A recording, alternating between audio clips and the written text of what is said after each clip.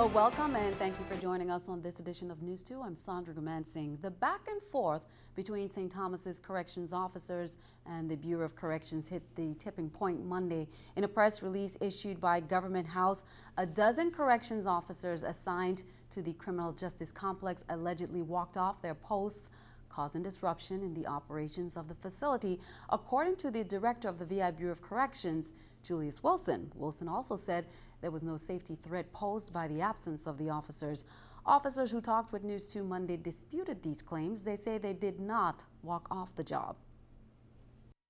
Basically, this morning we requested to have a meeting with Director Julius Wilson. When he came, he just told us to vacate the premises. He did not give us a chance to express our concerns, which is dealing with the safety in the jail. This guy was sent home actually one time by one of the heads. Yes, I got sent home already. For no reason. He wasn't even written up. He was just sent home. He was shouted at and sent home. And he the only one. I got a whole list inside my bag, and this need to stop, Governor. You're the head. Everything starts with the head, and the responsibility falls on you. You got junior mafia inside our institution. Because this incident is being called a disciplinary matter, a hearing will take place within the next 24 hours. Also, as a result of today's incident, activities at the criminal justice complex requiring inmate movement had been limited. Stay tuned to News 2 for updates on this situation. St. Thomas police arrested a 24-year-old man in connection to a non-fatal stabbing that occurred on October 4th. Kerwin Graham of Conprinson's Gata was arrested and charged with third-degree assault after the male victim told police it was Graham that stabbed him. The victim told police that he knew Graham and let him into the apartment that night when he suddenly stabbed the victim in his upper back. Police investigated the matter and later arrested Graham on November 16th. Graham's bail was set at $25,000. Should several taxi associations be granted exclusive rights to various locations in the territory? That was all up for debate during the 29th Legislature's last session of the year. The legislation would benefit 5 taxi associations in the territory, but there's been recent objection from independent taxi drivers. News 2's Alison Bourne-Vinek has that story. Over 100 taxi drivers from 5 different taxi associations came to support 5 bills that would grant an exclusive franchise to each association to operate all taxi services from a particular location. It's very important because having organization in whatever you do is important. We have all these guests and visitors coming from all over the world, and when they come to the various ports and terminals, we want them to know that they are welcomed and everything is going to be done in order. Out of the 5 bills, the East End Taxi Association would be granted an exclusive franchise to operate all taxi services at the Erman V. Fredericks Marine Terminal on St. Thomas. Additionally, the Virgin Islands Taxi Association would be granted an exclusive franchise to operate all taxi services from the Cyril E. King Airport on St. Thomas. The St. Croix Taxi Association would have an exclusive franchise to operate all taxi services from the Henry E. Rollson Airport on St. Croix. The St. Thomas Taxi Association would have an exclusive franchise to operate all taxi services from the Austin Bay Monsanto Marine Terminal on St. Thomas.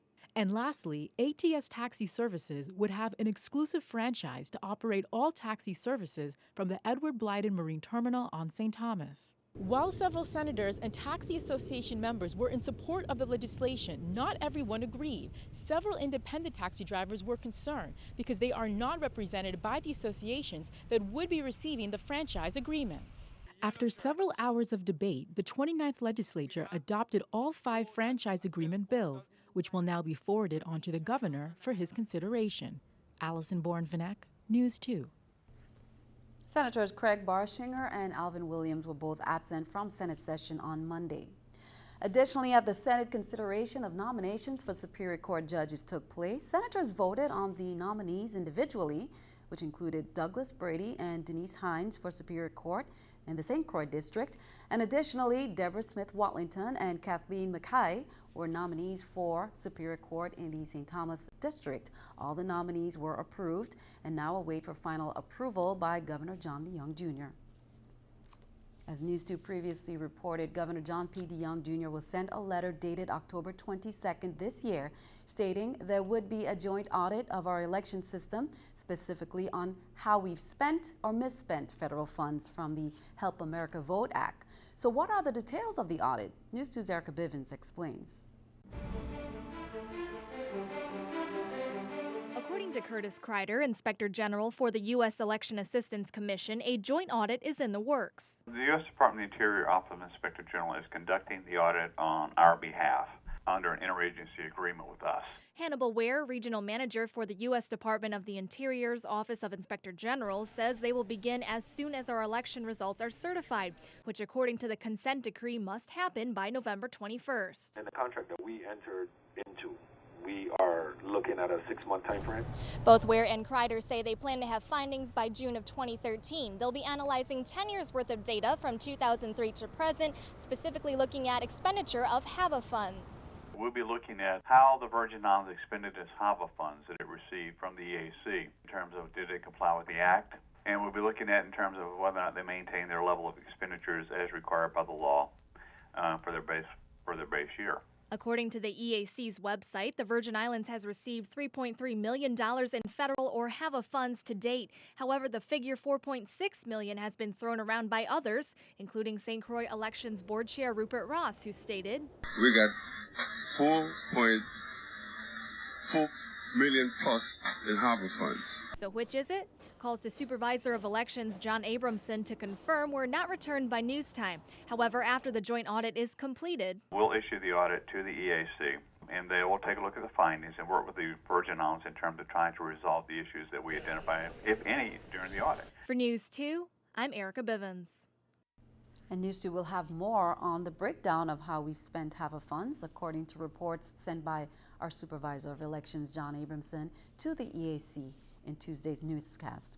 International pressure is mounting to find a diplomatic solution to the latest Israeli-Palestinian conflict. More than 90 Palestinians and at least 3 Israelis have been killed since the violence erupted on Wednesday. Danielle Nottingham has the latest from Washington, D.C. A wounded Palestinian woman was rushed to the hospital this morning in Gaza. Civilians are getting caught in the crossfire as Israel and Hamas launch rockets at each other in an escalating conflict. The Israeli military says it is targeting weapons storage facilities, launch sites, and police stations in Gaza.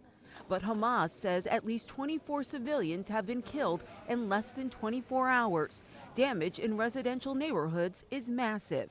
In southern Israel, a Hamas rocket ripped a hole through a school building. Police say it was one of at least 75 that landed overnight. No casualties were reported. All of the schools are closed and there are no children inside the buildings.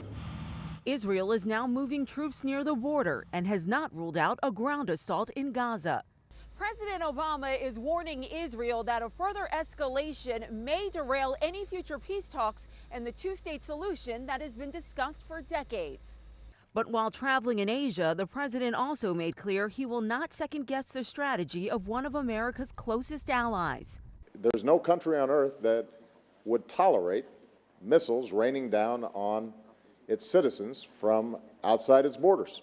Egyptian diplomats are trying to broker a ceasefire. Both Israel and Hamas are reportedly presenting Egypt with their demands. But one official said an immediate end to the deadly rocket attacks does not seem likely. Danielle Nottingham, News 2.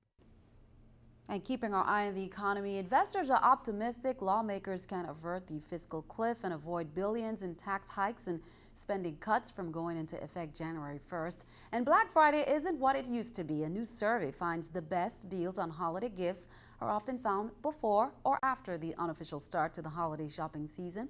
And some of the best deals will be found online, especially when retailers offer free shipping deals. This is the New York Stock Exchange with Scotiabank's Stock Market Watch. The Dow, Nasdaq, S&P all up. The Dow 207, Nasdaq 62, S&P 6. Coming up on News 2, warning sirens were activated. Local and federal agencies responded to a potential hazardous material incident on board Royal Caribbean's Adventure of the Seas. But it was just an exercise. Operation Tiebreaker 2 was in effect, where emergency responders tested their abilities. Details coming up.